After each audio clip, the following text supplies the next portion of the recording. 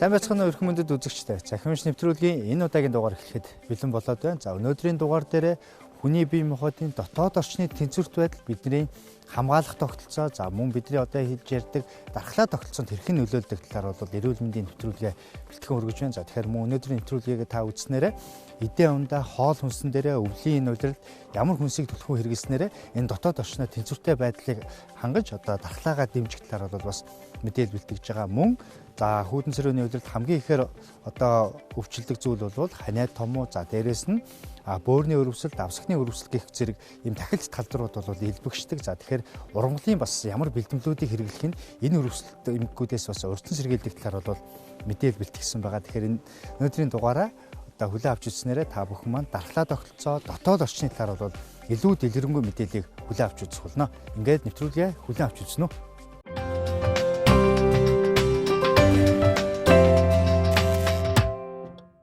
Tsahim үгээр эхэлж байна. За өнөөдрийн дугаар дээр дархлаа тогтолцооны талаар бол эрүүл мэндийн нэвтрүүлгээ бэлтгэн хүргэж байна. За тэгэхээр дархлаа тогтолцоо гэдэг бол хүний бие махбодын олон эргэтэн тогтолцоо, олон систем тогтолцоонууд байдгийн нэг маш чухал тогтолцоонуудын нэг гэсэн үг. За тэгэхээр бол дархлаа тогтолцоо гэдэг бол бидний бие махбод орчинтойгоо хэрхэн дасан зохицох вэ гэдэг механизмтай шууд холбогддог гэсэн. За тэгэхээр бол мэдээж хүн гэдэг бол орчинтой амьдарч байгаа.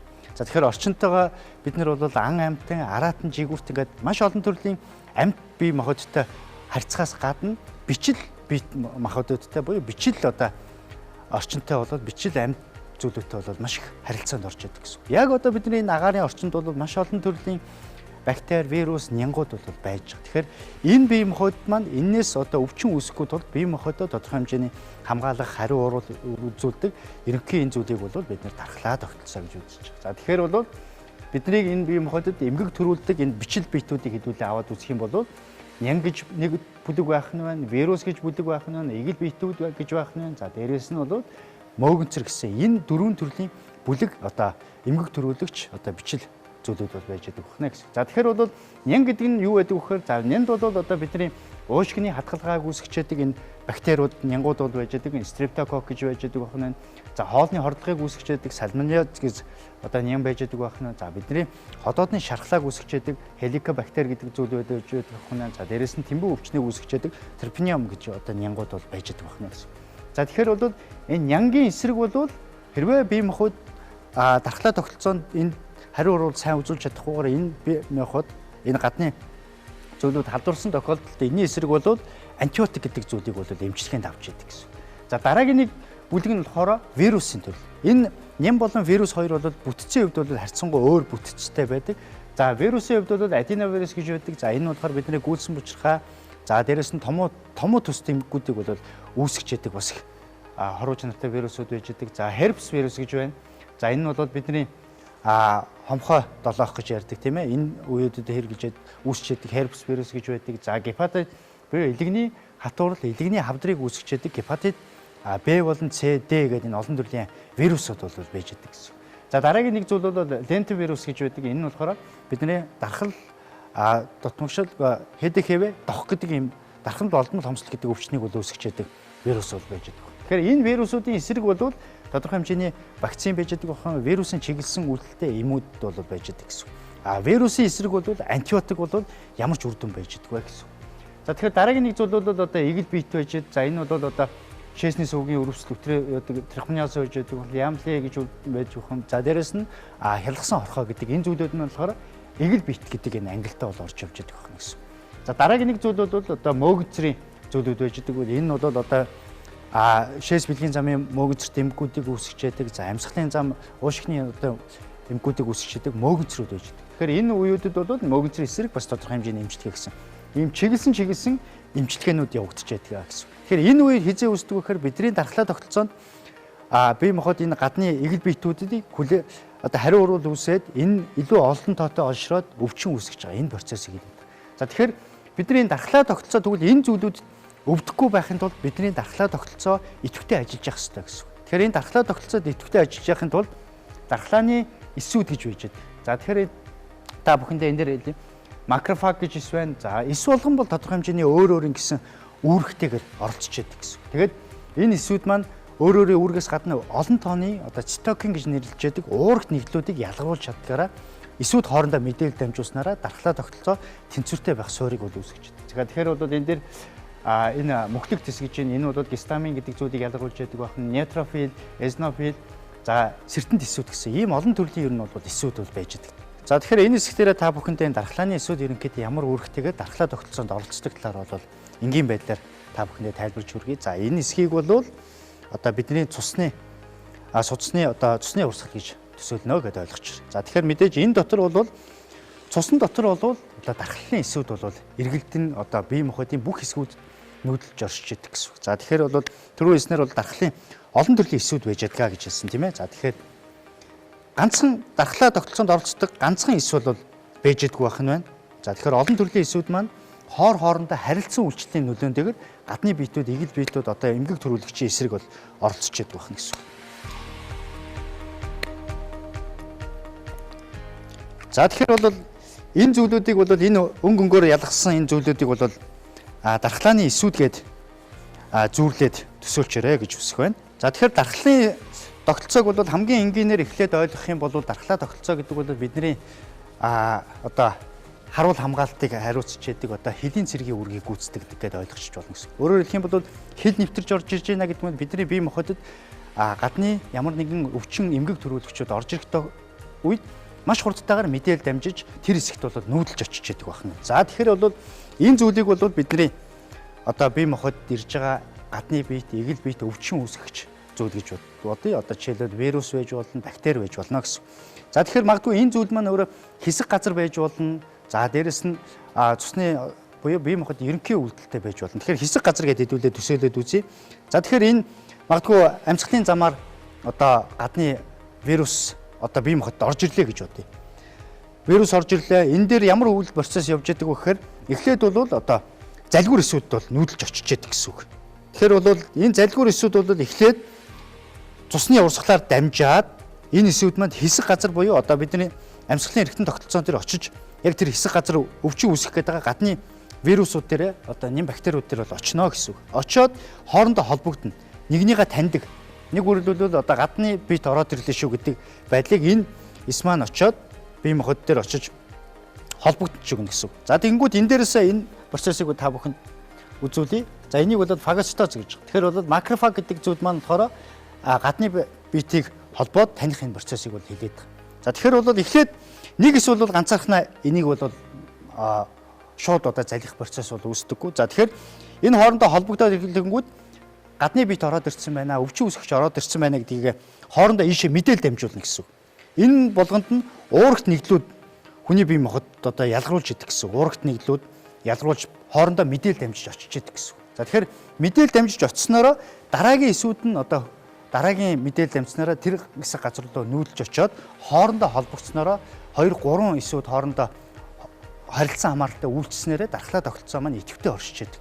Тэгэхээр энэ эсүүд хооронд идэвхтэй байхад хамгийн гол оролцож идэг энэ цитокин гэдэг зүйлүүд бол ерөөсөө бидний дархлаа тогтолцоо тэнцвэртэй байхад бол чухал үүрэгтэй байх нь. Хүний биеийн хот бол энэ дархлааны эсүүд бол тодорхой хэмжээгээр бол байж идэг байх нь. Хамгийн гол нь идэвхтэй байхын тулд бол энэ дархлааны эсүүдээс нэгнээс нөгөөд дамжуулж байгаа энэ цитокин гэдэг уурагт нэгдлүүд хэр идэвхтэй ялгарч чадж байна гэдгээс бол дархлаа тогтолцоо сайн байна муу байна гэж бид нэр яриад идэг байх нь гэсэн. Тэгэхээр бол энэ цитокин гэдэг зүйл уурагт нэгдлүүд ялгархын тулд бид нөгөө хэлээд байгаа бие махбодын одоо хоол хүнсээрээ шимт бацуудыг авах, амин дэмтэй хоол хүнс, уургалаг хоол хүнс, за дээрэс нь дархлаа тогтолцоог дэмжиж яадаг дасгал хөдөлгөөн хийж хахын чухлаа гэдэг нь энэ цитокин гэдэг энэ уурагт нэгдлүүдийг маш идэвхтэйгээр зөв зохистойд нь ялгаруулахыг хэлээд байгаа. За ингэснээр энэ нөгөө өвчин үүсгэгчдэрээ за дараагийн одоо эс маань очисноороо энэ өвчин үүсгэгчийг хамж аваад одоо дотроо оруулаад тэгээ хайлуулах процесс үүсгэж яадаг энэ зүйлийг бол фагоцитоз буюу залгих устгах процесс гэж үзээд байгаа гэсэн. Ингэснээр бол хамгийн эхний бидний дархлаа тогтолцооны эхний үүрэг бол ийм байдлаар бие махбодыг хамгаалах байдлаар өрнөж яадаг байх нь. Ингийн тулд бол эсүүд хоорондын мэдээлэл дамжилт бол сайн байх шаардлагатай гэсэн. За тэгэхээр бол энэ хэсгээр бол та бүхэндээ саяны байдлаар бол товчхон байдлаар дархлаа тогтолцооны эсүүдийн харилцан үйлчлэлийг бол энгийн байдлаар хүргэхийг хичээлээ. За тэгэхээр бол мэдээж энэ дархлаа тогтолцоо маань бидний эргэтэн тогтолцоонууд дээр үүсэж байгаа. За тэгэхээр бол өвчин үүсгэгчийг энэгээр төсөөлөе бас энэ зураг самбар дээр харуулж байгаагаар бол За томоо төс дэмггүүд ерөнхийдөө одоо энэ хүүдэн сэрүүний удирд үүсчээдэг томоо төс дэмггүүд маань яаж үүсдэг вэ гэдэг талаар бол үзье. Тэгэхээр энэ дэр бол аденовирус, риновирус гэдэг ийм вирусын одоо дэгдэлт бол хүүдэн сэрүүний удирдалд бол ихсчээдэг байх нэ. Ингэснээрээ түрүүний хэлээд байгаа дархлаа тогтолцоонд оролцож бие махбод маань идэвхтэй байх юм бол энэний эсрэг бол хариу урвалуудаа сайн үзүүлж чаддаг байх нь. Идэвхгүй байх юм бол хэсэг газартаа очиод яг саяныхаараа тогтолцооны хувьд бол дархлааны эсүүд нь хүчрэхгүй байх юм бол нөгөө эмгэг үүсгчүүд нь хэсэг газар олширдаг байх нь гэсэн.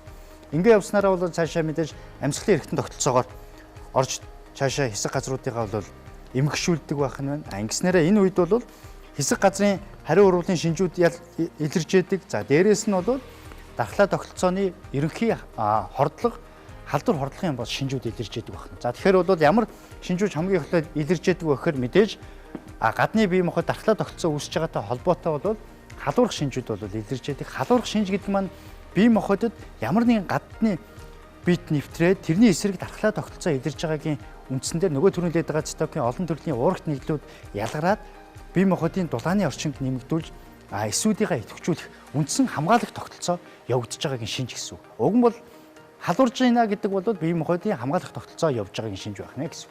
За дээрэс нь найтайлгах, нус хоожих, ханиайлгах гэдэг одоо хэсэг газрын юм шинжүүд бол илэрж яадаг. За дээрэс нь бие махбодын булчингаар хөндөөрлөх, булчин өвдөх, ажлын ачаал буурах гэдэг ерөнхий юм шинжүүд бол илэрж яадаг. Тэгэхээр энэний цаана бол дархлаа тогтолцооны урвалууд өрнсөөл байж яадаг гэсэн. Тэгэхээр яг энэ үед бол бидний бие махбод дархлаа тогтолцооны тэр эс хоорондын идэвхтэй байдлыг бид нар үүсгэхийн тулд бол тодорхой хэмжээний дасгал хөдөлгөөн, за хоол хүнс энэ зүйлүүд бол хамгийн чухал нөлөөтэй байж байгаа байх нь. За ингээд бол та бүхэндээ энэ хэсгээр дархлаа тогтолцоо ерөнхийдөө хэрхэн яаж ажилладаг талаар хамгийн энгийн байдлаар нь эхний одоо үе шатын процессуудыг бол тайлбарлахыг хичээлээ. За дараагийн хэсгээр та бүхэндээ дархлаа тогтолцоо хүний бие махбодод ер нь ямар үүрэгтэйгээр оролцож байгаа талаар бол хийсэн ярилцлагыг авч үзнэ. Захимж нэвтрүүлгийн ярилцлагын хэсэг үргэлжилж байна. За энэ хэсгээрээ дархлаа тогтолцоо гэж яг ямар тогтолцоо байдаг талаар ярилцахаар анагаахын шинжилгээ ухааны үндэсний сургуулийн профессор Цогцайхан багштай ярилцахаар хүрэлцэн ирээд байна. За таны өдрийн мэнд хүргэе. Энэ өдрийн мэнд хүргэе. Тэгэхээр ер нь бид нар яг одоо энэ дасан зохицлын механизм дээр дархлаа тогтолцоогоо яг байгалийнхаар нь одоо идэвхтэй байлгахын тулд ер нь юун дээр анхаарч ивэл хамгийн зохистой байдаг. Тэгэхээр байнга үйлчлдэг тийм орчны таагүй нөлөө бол их хор хөнөөлтэй байх юм. Жишээлх юм бол энд одоо янз бүрийн хувц орчлууд тийм ээ янз бүрийн стрессүүд байх юм тийм ээ ийм юмнуудын нөлөө бол дархлаа тогтолцооны үйл ажиллагааг туйлдуулах ийм нөлөөтэй байдаг. Одоо янз бүрийн хүмүүс ярьж байгаа мэргэжлийн болон мэргэжлийн бус хүмүүсийн ярьж байгаа. За дээр нь бол янз бүрийн зар сурталчилгаагаар явж байгаа. За нийгмийн нийтийн сүлжээгээр ингээд тараагдж байгаа материалуудаас харахад ямар нэгэн ид шидтэй дархлааг сайжруулдаг эм бэлтгэлийн тухай тийм ээ эсвэл одоо тийм янз бүрийн арганы тухай их ярьж байна л да. Тэгэхээр зэрэг дархлааг дэмжих сайжруулах гэдэг ойлголтыг авч үзэх юм бол шууд дархлаа нөлөөт ийм эмчилгээг бол их нарийн заалтаар л хэрэглэдэг. За энэ бол их өндөр технологийн голцоо эмчилгээний аргууд байдаг. Ийм аргуудыг бол манай орнд бол зах зугаас нэвтрээд явж байгаа. Зүгээр энэ байгалийн гаралтай ч юм уу тийм ээ. Эсвэл бусад ийм бэлтгэмлүүд ялангуяа хүнсний нэмэлт бүтээгдэхүүнүүдийг дархлаа дэмждэг тухай их сурталчилж ярих боллоо л доо. Тэгэхээр энэ нь бол дархлаа дэмжин гэхээсээ илүү дээр нь бол тодорхой хэмжээгээр таны дасан зохицох ерөнхий энэ чадамжид нөлөөлдөг бэлтгэлүүд гэж ойлгож болно. Тэгэхээр дасан зохицох энэ юунд бол ганцхан дархлаа тогтолцооны үйл ажиллагаа биш. Бодисын солилцооны тодорхой хэсгийг эрчимжүүлдэг, дэмждэг, тийм ээ, дотоод шүүлгийн боловсролын үйл ажиллагааны тэнцвэрийг сайжруулдаг, төв мэдрэлийн тогтолцооны үйл ажиллагааг дэмждэг гэх мэт маш олон үйлдэлтэй ийм ганцхан тийшээ чиглэсэн биш, олон тийшээ чиглэсэн ийм үйлдэлтэй тодорхой бодисуудын тухай бэлтгэлүүдийн тухай яригдж байгаа гэж ойлгож болох юм. Яг дархлаа тогтцоо шууд үйлчилдэг тийм бэлтгэлүүдийн тухайг бол энд нэлээд тийм цөөхөн бэлтгэлүүд их өндөр технологийн цөөхөн бэлтгэлүүд болон эмчилгээний аргуудын тухай яригдах. Тэгэхээр бол одоо тайвал хэлж тийм одоо ер нь аливаа юм тэнцвэртэй байх хэрэгтэй. Тэгэхээр амьдралын мөчлөгийн хувьд энийг яаж тэнцвэртэй авч явах вэ? Тийм тэгэхээр зэрэг жишээлбэл бага насны хүүхдүүд бүр нялх няраа хүүхдүүдийн хувьд бол үндсэн хамгаалтаа эхээсээ авсан хамгаалтын бодисуудаараа явуулж байдаг. За энэ жишээлх юм бол ээлцийн эсрэг үеуд бол эхээсээ орж ирсэн байдаг. 6 сараас 8 сар орчимтай болох үед бол эдгээр задарт тусдаг. Тийм учраас шинээр өөрийнхөө хамгаалтын уургуудыг нийлэгжүүлж эхлэх шаардлагатай болдог. Тэгэхээр нялх хүүхдэд бол энэ хамгаалтын механизм нь бол одоо за төдөвгөө нэг хорвоотой танилцсан байна гэдэг нэг бид багтаа их уншдаг байсан тууж тэрэн дээр чодуутай танилцсан байна, уултай танилцсан байна гэдэг тэрнтэй их төстэй одоо бактеритайгаа танилцсан, вирустэйгээ танилцсан, шимэгчтэйгээ танилцсан тийм ээ. Ийм бүгдийн таньдаг болж ээж тэр таньдаг бичил биетэн таньдаг аюултай бодисуудынхаа эсрэг сүүлд нь илүү үр дүнтэй хариу урвал үзүүлж чаддаг. Энэ чадварыг өөртөө суулгаж авдаг. Тэгэхээр зэрэг хүүхдийн хувьд бол одоо үндсэндээ 10-аас 13 нас хүртэл бол энэ танилцах үйл явц тасалдгүй явж байгаа гэж байна. Энэ явцтай бол дархлаа тогтолцоо бол улам одоо хэлбэршээ төгөлдөрж яваад ингээд явдаг байх жишээтэй тийм ээ. Тэгэхээр энэ явцад бол яах ёстой вэ гэхээр зэрэг халдварт бол өртнө. Тэгвэл ихэнх халдварыг хувьд бол даваад гарах тэр байглаас заягдсан чадвар нь бол байж идэг. Тийм учраас энэ тохиолдолд бол хүүхэд ямар нэгэн халдварт хүрээд тэрний шинж тэмдэг илрээд өвдөөд идэрч байгаа бол байгалийн үйл явц гэж үзэх ёстой. Харин энэ халдвар уужиграх, хүндрэх, амь насанд аюултай байдал орж ирэх энэ олон дахин давтагдж байгаа бол биднээс дархлаа дутмагчлалын тухай ярьдаг. Тийм ээ, дархлаа дутмагчлал гэдэг бол дархлаа тогтолцоо хэвийн байдлаар ажиллаж чадахгүй байгаа. Бичил биетний эсрэг, ялангуяа халдварын эсрэг зохистой идэвхжиж чадахгүй байгаа. Үүний улмаас бие махбодод бол халдвар даймжирэн тархах ийм аюул нөлөөд байгаа тухай ойлголт юм тийм ээ. Хэвийн байдлаар одоо жишээлбэл бидний хамгийн их ярьдаг юм бол удирдлагын том Монгол улс бол бидний эх орн Монгол улс бол одоо сэрүүн бүсэд байдаг сэрүүний удирдлагтай. Тэгэхээр энэ удирдлагаар бол томуугийн одоо нэг л тархалтууд болдог тийм ээ. Энэ үед бол хүүхдүүд ханаа түрээд ингэх үед бол ямар нэгэн бэлтгэл өгөхөөс илүүтэй энэ удирдлагыг өгтүүлээд хүүхдэд чирэгжүүлэх энэ өвчлөлд бэлтгэх энэ илүү чухал ажил бүтэлтэй байх чинь. За тэгэхээр одоо хамгийн одоо суур талаас нь юу хийвлэх зүгээр. Одоо жишээл хүүхдүүд элдэг массажууд хийдэг шүү дээ тийм ээ, уламжлалтад даргууд байна. Тэгэхээр энэ зүйлүүд маань ер нь хэр үр дүнтэй байдгийг ер нь бол хамгийн түрүүнд бол хооллолтын асуудал байх бах тийм ээ. Тэгээд дараа нь бол байгалийн бидний одоо байгалийн хүрээлэл буюу нар усаагаар нь асуудал байх ёстой. Тийм ээ. За дараа нь бол амьдралын хэв заагүй тэгмэлийн асуудал. Энэ гурван чухал зүйл бол чирэгжүүлэхэд маш чухал ажил бодолтой. За дээр нь мэдээж нэмээд таны саяны ярьдаг одоо тодорхой хэмжээний нийлэлэг массажууд ч юм уу биеийн тамирын дасгал хөдөлгөөн тийм ээ босод за одоо витамин жуулгач гэмүү ийм юмнууд бол байж болно. Гэхдээ эдгээрийг бол бас мэргэжлийн эмч нартай зөвлөж хийх ёстой. Зүгээр яг ер нь сэрүүний удирдлагтай ийм улс орны хувьд бол хүүхдийг одоо дулааны удирдалт нь тийм ээ зуны удирдалт нь бол нар усаа гарт сайн чирэгжүүлэх тийм ээ. За тэгээд хоол хүнсний хувьд бол би Монгол хүний хувьд хэлэхэд бол эцэг өвгдийн маань, эмээ өвгөгийн маань, аав ээжийн маань хэрэглэж байсан тэр хүнсний дэглэмэл ер нь хамгийн уламжлалт тийм хамгийн уламжлалт энэ юм маань хамгийн найдвартай юм уу гэж боддгийн. Тэр олон зуун жил ажиглаад ирсэн энэ одоо зөв эрүүл зөв амьдрах хвшлийн тухай энэ сургаалууд бол бас шинэ тухайн үндэстэй юмнууд байдаг юм уу гэж харж явдаг. Хоёр дахь нь бол монголчууд ярьдаг хүн бүхэн адилгүй хөлөг бүхэн жараагүй тийм ээ. Тэгэхээр зэрэг биднээсийн хувьд бол удмын материалын хувьд ч гэсэн бусад өссөн төрсэн одоо энэ нөхцөл байдал хүмүүжсэн энэний хувьд бол ялгаатай байдаг учраас тодорхой өвчнийг бол төсвөрлөх юм уу тэрэнд өртөх энэ магадлал нь бол хувь хүмүүрийн хувьд ялгаатай байдаг. Тийм учраас өөрсдийгөө ажиглах эцэг их тийм ээ эмээ өвгийнхөө өвчжсэн өвчлөлийг яах өөрийнхөө амьдардаг орчныг үнэлэх гэх мэт тэр олон хүчин зүйлийг тооцчиж бас энэ амьдралын хэв загвартай оруулж тооцох зүйтэй байх гэж бодож байна.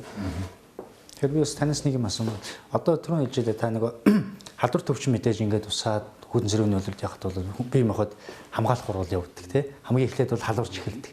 Тэгэхээр энэ үед шууд нөгөө өвчин намдаах эм тий халуун бууруулах эм хэрэглэх нь ер нь хэр зохистой байдаг. Ер нь халууныг хэдэн градус хүртэл нь одоо хараад хэр хугацаанд ер нь халууралт нь хүлээж ээж бүр болохгүй бол одоо лаа амжилтгаж гэдэг юм халуун бууруулах өвчин бууруулах эмээ барих нь хамгийн зохистой байдаг юм бэ. Тэр халуурч байна гэдэг ч юм уу тодорхой хэмжээгээр халуурах ийм өрсөлийн шинж өрслүүд өөрөө хамгаалах хурал шүү дээ. Тэгэхээр зэрэг ийм өрслийн сонгодог шинж тэмдгүүд бол өөрөө өрнж байгааг хамгаалах хурал өрнж байгааг л харуулж байгаа юм. Тэгэхээр дархлаа тогтолцоог бол яг л тамирчин хүн шиг дасгал хийж байж илүү сайн ажилтдаг болдог тийм ээ. Сайн тамирчин бол хичнээн сайн дасгал сургуулиа хийсэн байх төдий ч нэгээр амжилт гаргадаг шиг дархлаа тогтолцоо бол хичнээн олон төрлийн нэм бактери харилцан үйлчилж байна тэрнийг таньдаг болсноороо бие махбод илүү сайн хамгаалагддаг болдог. Тэгэхээр энэ танилцах урвалыг бол тасан зогсоохын зохисгүй. Гэхдээ би түрүү ярьлаа шүү дээ хувь хүмүүрийн онцлог байдаг. Жишээлбэл зарим одоо хүний төв мэдрэлийн тогтолцоо бол халууралтанд тийм мэдрэг тийм баг зэргийн халуурах одоо жишээлбэл зарим хүн бол 39-40 хүртэл халуурчаад байхад тэрэнд бол тэсэд аваад гарч чаддаг байхад зарим хүн 38 хагас болоход бол төв мэдрэлийн тогтолцоон тэрийг хүлээж авахгүй янз бүрийн таталт өгч байдаг юм уу тийм ялангуяа хүүхдүүдийн хувьд бол ийм шин тэмдэг гардаг тийм учраас энэнд нь тохируулж хариу арга хэмжээг авах хэрэгтэй. Өөрөөр хэлбэл хамгаалах хурал маань ямар нэг байдлаар бие махбодын хувьд хүндрэл гаргахааргүй хэмжээнд өрнж байх юм бол энэ хамгаалах хуралыг заавал тасан зогсоох байх бас тийм зохистой биш. Тийм. Энэ олон дээр бол мэрэгжлийн эмчнэрийн зөвлөгөө хэрэгтэй.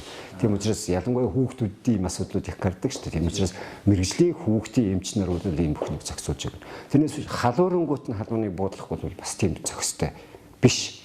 Яг энэ халуурах явц чинь биеийн температур тодорхой хэмжээнд нэмэгдэх үед нэгдүгээр тэр бактери өсөлт зогсож байгаа юм. Хоёрдугаар энэ явцад бол дархлааны эсүүдийн ялгаран хөгжил, үржил, ошролт нь явагдаж эхэлж байгаа. Тэгэхээр бол зөв явж яхад нь хэрвээ застан зогсооч байгаа. Харин тэр нь хүндрэл гарах эрсдэлтэй байх юм бол тодорхой хэмжээний менежмент хийхээс өөр арга байхгүй.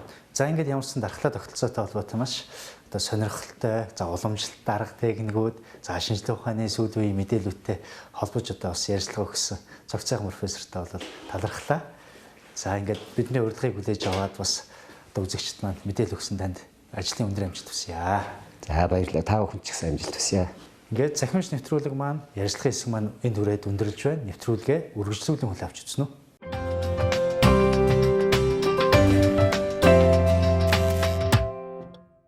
Цахимч нэвтрүүлэг үргэлжлэн өрч байна. За өмнөх хэсгүүдээрээ та бүхэндээ хүний бие махбодын хамгаалах тогтолцоо болон дархлаа тогтолцоо маань бол тэнцвэртэй байх ёстой гэдэг энэ зарчмыг бол тайлбарласан.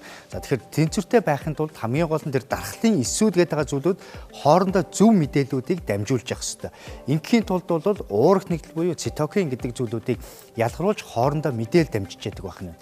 За тэгэхээр бол энэ тэнцвэртэй байдлыг одоо та бүхэндээ одоо хангахын тулд хамгийн энгийн хідэн зарчмуудыг хэлж өгье. Дархлаа тогтолцоо тэнцвэртэй байх, бие махбод одоо тамир тэнхээтэй байх бол хідэн зарчмууд байдаг. За энэний хамгийн ихний гол одоо нөлөөлөх хүчин зүйлс бол хүний бие махбодын дулаан байгаад.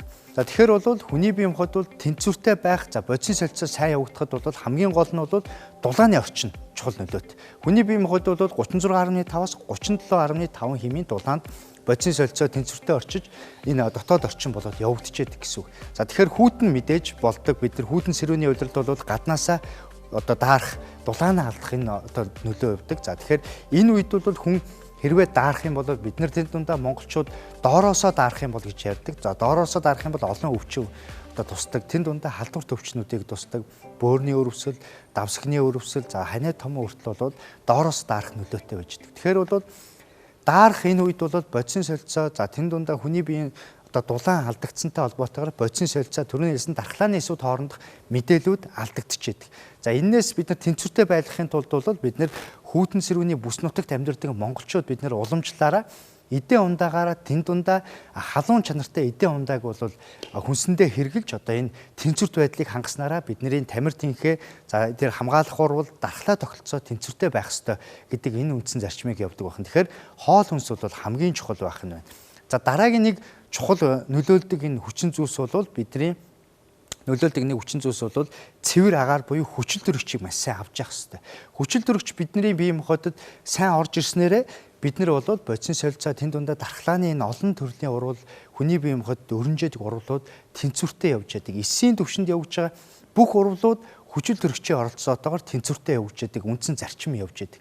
Тийм болохоор аль болох цэвэр агаарт гарах ёстой, цэнгэг агаарт гарах ёстой гэдэг нь бие махбодыг чирэгжүүлэх, амар тэнхээ авах ёстой чухал нөлөө байдаг байна. Тэгэхээр бол хүчил төрөгчийг чухал нөлөөтэй байна. Дараагийн нэг зүйл бол мэдээж бодисын солилцоо зэн дундаа цусны эргэлтээ бид нар дэмжиж өгөх хамгийн гол нөлөөтэй. Цусны эргэлтээ дэмжиж өгснөөр бодисын солилцоо сайн явагдана, дулаан үүсэлт сайн явагддаг, ийм бас чухал нөлөөтэй байгаад байна гэсэн. Тэгэхээр бол та бүхэндээ бол хэлээд байгаа нэг зүйл бол эдээ ундаа чухал байх нь байна, хүчил төрөгч одоо чухал байх нь байна, цэвэр агаар чухал байх нь байна. За дараагийн нэг зүйл бол бидний идэвхтэй хөдөлгөөн чухал байх нь. Ингэснээрээ бид нар дархлаа тогтолцоогоо бол тэнцвэртэй авч явах үндсэн суур нөлөөлөх буюу биднээс шалтгааллах зүйл байна. За мэдээж нэмэлтээр бид нар бол хоол хүнс амин дэмүүдийг хэрэгжилж явах нь бол чухал. За ингээд бол та бүхэндээ дараагийн хэсэгтэрээ амин дэм гэж яг чухам ямар одоо зүйл байдаг талаар за дээрэс нь дархлаа тогтолцоод яаж нөлөөлдөг талаар бол сурвалжлага бэлдсэн байгаа. Ингээд сурвалжлага хүлээн авчихсан уу? За витамин буюу амин дэм гэдэг нь бидний хүнс тэжээлийн найрлаганд орж идэг шимт бодисуудын нийгэм байгаа. Витамин химийн бүтцийн үед маш олон төрлийн зохион байгуулалттай органик нэгдлүүд байдаг. Бидний организмд витамин бодисын солилцоонд зохицуулах үүрэг гүйцэтгэдэг, бодисын солилцооны урвалуудыг хурцгадаг, ферментийн найрлаганд ордог зэрэг маш олон үүргийг гүйцэтгэдэг. Витамин хүнсний бүтээгдэхүүний найрлаганд орж ирэхээс гадна бид нар түүнийг бодисын солилцоогоо дэмжих зорилгоор хүнсний нэмэлт бүтээгдэхүүн байдлаар мөн эмийн бэлтгэл байдлаар гаднаас авч хэрэглэдэг байгаа. Витаминууд хүнс тэжээлээр орж ирээд бидний организмд хоол босруулах замаар эзний ханаар шимэгдээд цусаар эргэлдэн бүхэл эд эрхтэнд төвж тархдаг. За үүнийхээ дараагаар бодисын солилцоонд эсүүдийнхаа бодисын солилцоонд оролцохдоо өөр ингэсэн үүргийг хадгалан оролцож байдаг ийм нэглүүд юм байнамаа. Витаминууд нь зөвхөн одоо дархлын эсүүдэд ч гэдэг юм уу, зөвхөн бөөрийн эсүүдэд, зөвхөн зүрхний эсүүдэд очиж үйлчлдэг үгүй. Бие махбодод тархан хэрэгцээтэй эдүүдэд өөрийнх нь хэрэгцээний хэмжээгээр тархаж өргөг гүйцэтгэдэг ба. Жишээ нь витаминууд С витамин гэхэд маш олон төрлийн дархлааны эсүүдийн, маш олон төрлийн бодисын солилцооны урвалуудад өсрөгчийн оны донор болж оролцдогоор дархлааг дэмжих үүрэгтэй байдаг гэж үздэг. Д витамин гэхэд кальцийн ионы солилцоог дэмжих үүрэгтэй, кальцийн ионыг эсийн дотор нэвтрүүлэх процессыг дэмжиж өгдөг ийм үүрэгтэй, ясны эдийн үйл ажиллагааг дэмжиж өгдөг. Витаминууд нь ялангуяа хүнсний ногоонд ихээр нийлэгддэг учраас бид хүнсний ногоогоор витаминуудыг зөнхлөөд авч байдаг. За харин тосон дуустдаг витаминуудыг бол амьтны гаралтай тосон бүтээгдэхүүн өөх тосоор авдаг байх жишээтэй. За бид нар витаминыг хүнсээр одоо хэвийн хүнстэй тохиолдолд хүнсний агуулмж найрлага маань хэвийн байгаа тохиолдолд витаминыг хангалттай хэмжээгээр авч байдаг. Гэхдээ зарим тохиолдолд нэг хүнсээр дагнан хоолсон зэрэг тохиолдолд витамины дутагдалд орох аюултай байдаг. Хэрвээ түүнийг бас илүүдлээр хэрэглэх юм бол гипервитаминоз буюу витамины илүүдэл гэдэг эмгэг үүсгэх нь зарим тохиолдолд витамин дутагдлаасаа илүү хорог хөнөөлөг учруулах магадaltaй байдаг юм а.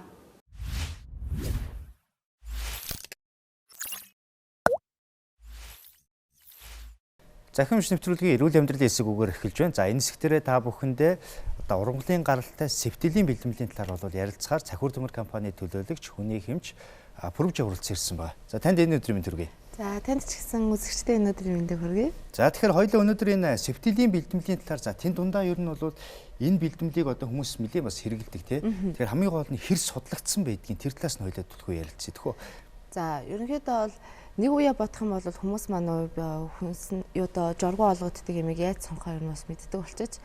Яг тэрэнд нь бас дөхөн өгөх зорилгоор би бас өнөөдөр яг сефтилийн маань нөгөө яг хүн дээр хийгдсэн судалгаатай ярьдаг. Зарим нэг тохиолдолд нөгөө бүтээгдэхүүнийг хэрэглээд явж итэл өө тэр хүн тэгээд нөлөөлсөн минь одоо ингээл бэлээ гэл нөгөө яг нөгөө юм хэцүү штэ барьцтай бүтээгдэхүүнүүд бас ер нь Монголын зах зээл дээр хор юм л да. Тэгэхээр сефтлийн маань өөрөө болохоор яг нөгөө хүн дээр хийгдсэн клиник гэж яриад байгаа тийм судалгаатайгаар орж ирсэн. Тэгэхээр өнөөдөр бид тийм ургамал ордог ингэдэг гэхээсээ илүү нөгөө судалгааны хадлагыг хийж. За ер нь энэ Сэвтилийн бэлтмэлийг одоо ер нь хэрэглэх заалт нь юу дээр За сэвтилийн нэг бол маш өргөн хүрээнд бол хэрэгжилж байгаа. Энэ дотроо бол амьсгалын дээд замын халдвар, доод замын халдвар гэдэг нь одоо дээд зам гэхэд одоо энэ гамри, тоолон мах те дунд чихний өрөвслийн дээр ороод доод зам гэдэг бол одоо уушигны нөлөөт өвчлөлүүдтэй ороод ирж байгаа. Тэгээ арьс зөөлөн эдийн өрөвсөл одоо хатаг гараад ингээд сүлэгт яриад байгаа шүү дээ. Ийм арьс сая те шүд буйлны халдвар, нүдний халдваруудын одоо эдэт өрөвслүүдийн болон архаг болон хурц өрөвслүүдийн үед хэрэглэх боломжтой. Тэгэхээр энэ дээр бол ямар нэгэн одоо нянгийн гаралтай халдваруудын үед бол хэрэглэх заалтууд энэ дээр харагдаад тийм ээ. Яг нянгийн гаралтай үед нөгөө тахлаад дэмжих зорилгоор хэрэглэж байгаа тийм. За тэгэхээр энэ эхний судалгаа харагдчихэв. За энэ ямар судалгаа вэ? За энэ судалгаа бол яг нөгөө дунд чихний архаг өрөвсөлд сэвтлийн эмийг хэрэглэсэн үр дүнний талаар гарч байгаа. Яг энд бол 150 хүн оролцуулаад 2 бүлэгт хуваачиж байгаа. За 2 бүлэгт хуваахтаа болохоор 75 нь хуваагаад нэг бүлэгт маань нөгөө антибиотик мэдрэх чанарыг нь үздэг. Хүмүүс маань нэг үе бодвол нөгөө антибиотик шууд аваад хэрэглэхээс илүү нөгөө мэдрэх чанараа тодорхойлоод тэгээд нөгөө яг би антибиотик ямар мэдрэг вэ гэдгийг үзээд байгаа штэ. За ингээд нөгөө антибиотик мэдрэх чанараа нөгөө тухайн хүмүүс дээр үзсэн чинь баг бүх антибиотикт нөгөө архаг өрөвсөлтэй хүмүүс маань нөгөө хэрэглэсээр байгаа антибиотик хэрэглэсээр аваад бүх антибиотик нөгөө мэдрэг одоо юу болчихсон дэвшинсжилт үүсчихсэн. Тэгэхээр яаж нөхөр нөгөө антибиотикаа нөгөө одоо хэрэглээд үр дүн үзүүлэхгүй байх нь шүү дээ. Хамгийн одоо бидний хэрэглэдэг энэ дотор харж байгаа юм бол пенцилин байгаа, тетрациклин, тий, стереотомицин, эритромицин энэ төр байгаа. Тэ ампцлын энтерг ороод өргөн хүрээний антибиотик маань ороод ирчихэж байгаа юм л да. За тэгээд нөгөө антибиотик мэдэрт маань хит тасалтай байсан. Нөгөө талдаа болохоор нөгөө антибиотик мэдрэгээ шууд үзэлгүйгээр нөгөө явуулчихж байгаа шүү дээ. Тэгээ ингээд явуулчихсан чинь нөгөө үр дүн маань яаж гарч ирсэн бэ гэхээр аль алинд нь үр дүнтэй байсан. Нэгсэндээ тухайн хүн маань антибиотик мэдрэг байна уу эсвэл тасалтай байна уу гэдэгт нь үл хамааран сэвтлийн эм маань танд үр нөлөө үзүүлнэ гэсэн судалгааны үр дүн гарч ирсэн байгаа. Баггүй юу? А бүлэг буюу антибиотик нөө мэдрэг чанар үзээгүй бүлэгт маань 56% үр дүнтэй. 22.66% нь сайн буюу те 13.33% сул үр дүнтэй гарч ирсэн бол Б буюу бүлэг буюу нөгөө антибиотик мэдэргээ үзсэн хэсэгт болохоор 52-д нь маш сайн үр дүнтэй гарч ирсэн. Тэгээ 21-33 нь сайн үр дүнтэй үүсгэсэн. Тэгэхээр нөгөө архаг халдвар нөгөө үзсэн хүмүүс маань маш олон төрлийн бүтээгдэхүүнүүд ингээ хэрэглээ. Сүүлдээ нөгөөх маань нөгөө үр дүнг болчдөг шүү дээ. Тэгээ тэрэнгүүдээ юу сонгохоо мэдэхгүй бол сэвтлийн бол танд айлч тохиолдолд үр дүн үзүүлэх нь байна. Тэгэхээр энэ судалгаа маань ер нь хаана хийгдсэн судалгаа вэ? За энэ бол нөгөө яг нөгөө Хималай бол энтхэгтэй л хийгдсэн судалгаа байгаа даа. Тийм. Тэгэхээр эндээс за нэгт бол ер нь эцсийн дүгнэлт нь одоо юу гэж гарсан байдг юм бол энэ судалгаан дээрээс. За эцсийн дүгнэлт бол ийм гараад ирлээ тийм ээ. Эцсийн дүгнэлт нь бол сэвтлийн эм маань дунд архаг өрөвсөлд үр дүнтэй. Тэгэхдээ үр дүн дотороо нөгөө антибиотик хэрэглээд ужиг болсон архаг халдварч байсан. Антибиотик хэрэглэхгүй одоо нөгөө антибиотиктоо тасалт үүсгэсэн байсан ч хамаагүй айлч тохиолдолд танд одоо нөлөөлөх нэ гэсэн. Тэгэхээр антибиотик хэрэглэхгүйгээр энийг хэрэглэнэ гэсэн үг үү? Эсвэл үндсэн эмчилгээгээ одоо нянгийн эсрэг эмчилгээгээ аваад хавсарч хэрэглэх ёстой гэсэн үг үү? Яг наад чи яг зөв сонголттой. Тэгэхээр яг юу вэ гэхээр нөгөө энэ бол яг нөгөө сэтэл хэр байх нь тий. Буцаагаад нөгөө тахлааг маань хэр дэмжиж гин гэсэн судалгаа байгаа байхгүй. Тэгэхээр яг нөгөө хурц үеийн эмчилгээгээ явчаад тэгээ дараад нь та сэвтлийн эмчилгээ ингээд үргэлжлүүлээл ингээд удаан хугацаанд хэрэглэхэд нөгөө тархилтаас таны улсын сэргэлгээс гадна нөгөө дунд чихний өрсөлийг одоо энэ хэрэглэж байгаа нөгөө бид нар нөгөө юу гэж ярьдаг шүү дээ, булаг гэж ярьдаг шүү дээ. Тэр нь бүр гарахаа барьсан. Тэгэхээр нөгөө эдгэрлтийг маань батжуулж өгнө л гэсэн. Тэгэхээр бол яг үндсэн нөгөө эмчилгээнийхээ хажуугаар хавсраад хэрэглэхэд үндсэн эмчилгээний үр дүнг илүү сайжруулж өгөх гэдэг шүү дээ, тийм ээ. За тэгвэл эхний судалгаа. Дараагийн судалгаа ер нь ямар судалгаа вэ? За дараагийнх нь болохоор мэргэцлийн халдвараас урьдчилан сэргийлэх зорилгоор сэвтлийн эмийг хэрэглэсэн байгаа. За энд бол 25 хүнийг хамруулад бөөр болон зүрх дутагдлгүй татгалцсан одоо бусад хүмүүсээ хасаад тэгээд энэ бол 25 хүнд нь сэвтлийн эмийг хэрэглүүлээд энэ бол хүүхдүүдээр хийгдсэн судалгаа юм л да. 25 хүүхдэд сэвтлийн эмийг хэрэглүүлээд нөгөө талд нь болохоор зөвхөн антибиотик эмчилгээ ингээ явчихсан. За тэгээд нөгөө альва нэг юу мэдслийн өмнө нөгөө антибиотик эмчилгээ өрсөлдөж явахаасаа гадна нөгөө дараад нөгөө хүндрэлээс сэргийлэх зорилгоор антибиотик эмчилгээ явдаг шүү дээ. Тэр тохиолдолд ингээд үзсэн байгаа байхгүй. Тэгээд энэ нэмийг бол хэрэглүүлэхдээ сэвтлэний хэрэглүүлэхдээ 2 сарын өмнөөс нөгөө хаалганд орчихсон хүүхдэд 2 сарын өмнөөс хэрэглүүлсэн. Нөгөөх нь болохоор антибиотик бол нэг 5-7 хоногийн өмнөөс хэрэглэж эхэлж байгаа шүү дээ. Ингээд хэрэглүүлчихсэн. Тэгсэн чинь нөгөө сэвтлийн юм хэрэглэжсэн бүлэгт маань 8% буюу 2 хүүхдэд халууралт л үүссэн. Тэгэхээр маш бага хүндрэл үүсгэсэн. Антибиотик бүлэгт нь болохоор 48% нь болохоор хүндрэл үүссэн. Нөгөө халуураад хүүхд маань биеийн зовир маань нэмэгдээд ирсэн байх юм шүү дээ. Тэгэхээр одоо энэ мэслийн дараа гарч байгаа хүндрлийн талаар судалгаа байна шүү дээ, тийм ээ. Тэгэхээр энэ сэвтлийн бүлэг хэрэглэж байгаа хүүхдүүд антибиотик хэрэглэег өгсөн. Энийг бол ингэж бодох хэрэгтэй. Сэвтлийн 2 сарын өмнөөс хэрэглээд тэгээд 7 хоногийн өмнө антибиотик аваад хагалгаанд орсны дараах хүндрлийн үр дүн. Нөгөөх маань зөв сэвтлийн огт хэрэглэхгүй байж байгаад хагалгаанд 5 хоногийн өмнөөс хагалгаанаас өмнө антибиотик хэрэглээд нөгөө үр дүнгийн тооцсон байгаа. Сэвтлийн бүлэг гэдэг нь үндсэн эмчилгээний дээрээс сэвтлийн одоо нэмж хэрэглэж байгаа одоо зарчим яваад шүү дээ. Тэгэхээр манайс үзэгчид зөвхөн нөгөө үндсэн эмчилгээгээ бас хийхгүй антибиотик одоо үндсэн ингээ эсрэг одоо эмчилгээ хийхгүй гэж бас ойлгож болохгүй байх нь тийм ээ. Яг энэ дээр нь үндсэн эмчилгээний дээр нь хавсарж өгöd байгаа одоо хэрэгжилж байгаа тохиолдлын судалгаанууд байх нь шүү. За тэгэхээр нөгөө сэвтлийн эмийн маань гол нөгөө эндээс одоо судалгаануудаас харах гол зүйл нь болохоор юу гэхээр нөгөө одоо та өөрийн үндсэн эмчилгээг танд үр дүн өгөхгүй заримдаа нэг үед үндсэн эмчилгээ явсны дараагаар нөгөө хүндрэл үүсэл нөгөө одоо архив үүслөө дахиад буцаад амархан сэтэрдэг шүү дээ.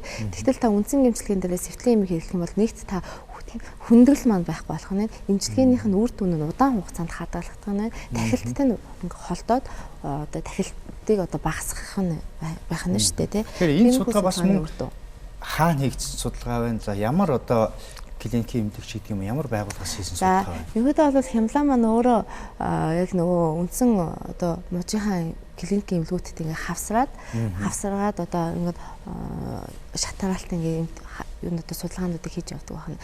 Тэгээ нөгөө энэ маань яг өөрийнхөө эмнэлэгтэй л хийгдсэн судалгаа байна тий. За тэгэхээр ямар ч судалгааны үр дүнгуудаас ингээд товчхон танилцуулахад бол нэгт бол ер нь бол үндсэн эмчилгээтэйгээ сэвтэлийг авсраад хэрэглэх юм бол илүү нэгт бол дахилт бага байх нь эмчилгээний үр дүн бол бас сайн байна гэдэг судалгаанууд байна тийм ээ. Буцаа дараач маань буцаа нөгөө хүний маань тархлаа нөгөө зүгшрээд буцаа тархлаа маань дэмжигдэх хэн сайн байх нь. Энэ бол нөгөө дунд жих хагалгаа гэдэгтэл хийгдчихсэн болохоос биш. Нөгөө одоо илүү хурдан нөгөө эмчилгээний нөгөө судалгааныхаа үр дүнг хурааж авах төрлүүд дээр хийгдсэнээс биш. Энэ бол бүх төрлийн эдэд төрстэй. Эхний хэсэгт нөгөө хэлсэн байгаа штэ нөгөө амьсгалын дээд доод зам бүх төрлийн халдварт өвчин бүх зүйлүүдэд яг ингэ нөгөө судалгаа маань маш сайн үр дүнтэй үзүүлээд байгаа. Тэгэхээр за энэ бэлтгэл маань тэгвэл одоо ингээд судлагдсан юм байна, үйлдэлүүд нь тодорхойлогдсон юм байна. Хэрэглэхдээ одоо яаж хэрэгжилж байна? Хэдэн савлгаатай хэрэгэл?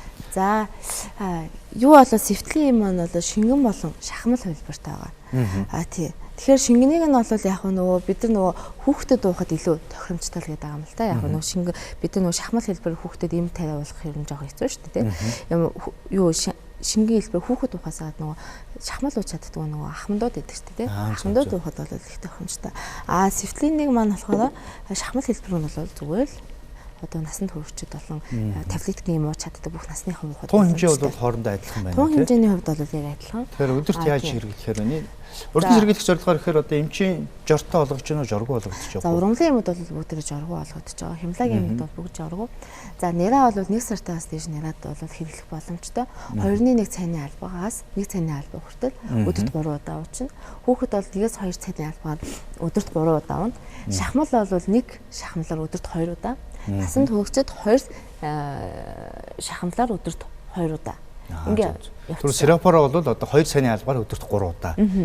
Тунгаар ингээд хэрэглэх зорилгоор 1 шахамлаар өдөрт 2 удаа ингээд явчихж байгаа. За тэгэхээр бол одоо саяны энэ бас танилцуулсан зүйлүүд бол өртөн сэргийлэх зорилгоор өдөр тутамдаа бас ингээд хэрэглээд яваад иж бас болохоор байх юм тийм ээ. Ердөөсөө ургамлын юмуд маань өртөн сэргийлэх, эмчилгээтэй хавсрах, сүлт нөгөө одоо гам барих, тахилтаас өртөн сэргийлэх зорилгоор ингээд тархлаа зөвшөөрөх юм байна. Тэгэхээр бол бас хамгийн их хөвчлэн тохиолддог одоо нөгөө тахилт талдварыг сая яриад байна шүү дээ тийм ээ. За нэг ханиад үрчгээр дахичдаг тийм ээ. За одоо жишээлбэл одоо хатаг гарахаараа олон дахичаад байдаг. Жишээлбэл бөөрийн өрөвсөл болохоор олон дахичаад байдаг тийм ээ. Өрөвсөн дахичаад байдаг. одоо давсагны өрөөс циститикийг бол одоо бас олон тагчаад идэг. Тэгэхээр энэ үеүүдэд бас өрсөн сэргийлэх зорилгоор бас хэрэгж болно гэж ойлгох уу? Тийм яг үнэ. Яг тэр үед маань нөө save antibiotic буюу те олон нэг антибиотикийг маань хэрэглэжээд дараагийн антибиотикийг ингээд өндөр үйлчлэгээтэй антибиотик хэрэглээ бодохоор сүүлдээ нөгөө хүн маань бүр хүндрэлд орох юм бол юу хэрэглэх вэ те.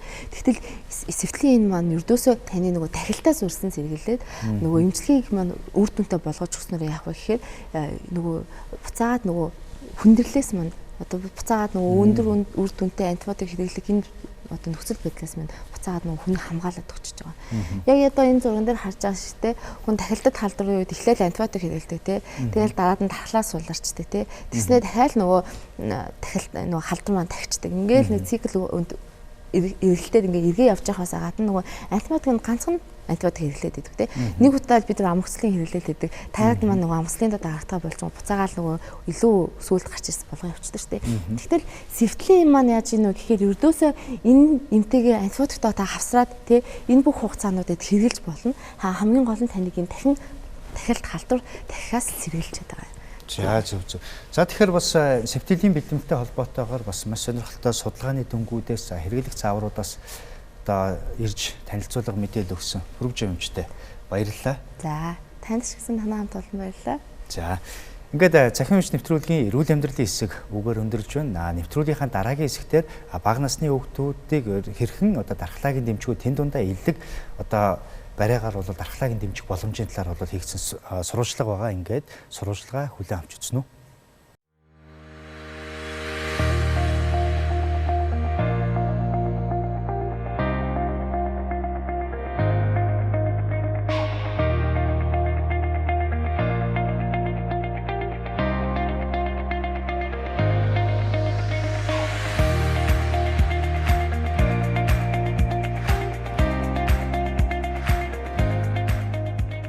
Хүүхэд төрсэн цагаасаа эхлээд ээж аав болон гэр бүл ах дүү гэр бүлтэй нөгөө халуун дулаан уур амьсгал баяр баясгалан авчирч идэг.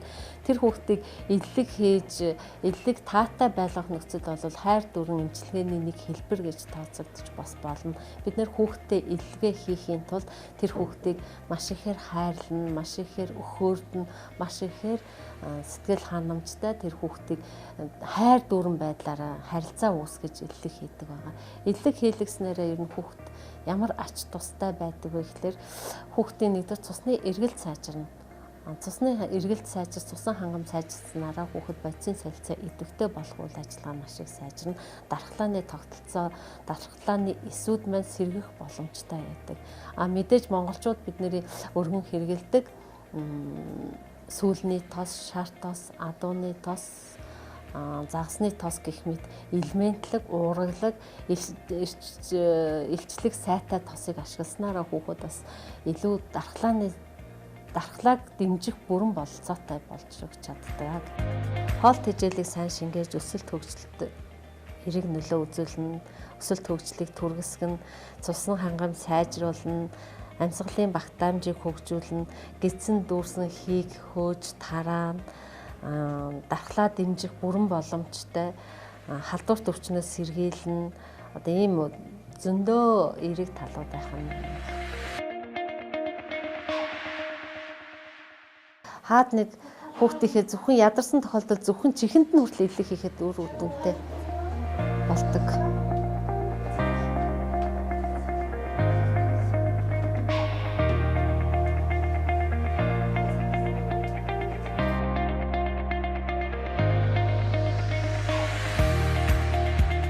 Хэрвээ та зөв зохимжтой эдлэг хийж эхэлсэн бол танаа хүүхдийн хацарнаас эхлээд цусны эргэлт сайжирч байгаа нь шууд нүүрэн дээрээс нь эхлээд бичигдэж эхэлдэг. Одоо энэ хүүхдийн хацар ягараад эхэлсэн байна. Тэгэхээр энэ зөв эдлэг хийгдсэн, цусны эргэлт сайжирсан байна, цусан хангам сайжирсан байна гэсэн ийм дүгнэлтийг өөртөө үнэлээд эдлэгээ хийж байх хэрэгтэй байгаамаа.